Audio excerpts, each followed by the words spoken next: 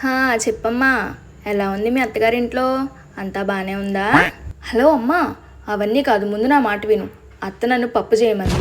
ఏ పప్పుతో చేయాలో తెలియట్లేదు. ఈ బ్లాక్ పప్పుతోనేనా? చూడు. బ్లాక్ పప్పు కాదు, ఎల్లో పప్పు. చిచి చిచి, నీ భాష నాకు వచ్చేసింది. కందిపప్పే, కందిపప్పు. పప్పు కందిపప్పుతో చేస్తారు. చూడు, ఇదా? అది పెసరపప్పు. దాని మీద కొంచెం పెద్దగా ఉంటుంది చూడు. దీని మీద పెద్దదా? ఇదా? అది పచ్చిశనగపప్పే, తింగరదాన. ఏంటమ్మా, చిన్న చూపిస్తేనేమో పెసరపప్పు అంటావు, పెద్ద చూపిస్తేనేమో పచ్చిశనగపప్పు అంటావు. కందిపప్పు తప్ప అన్నీ చెప్తున్నావు. అబ్బా, ఈ పప్పులు కాకుండా ఇంకేం కూరలు లేవా?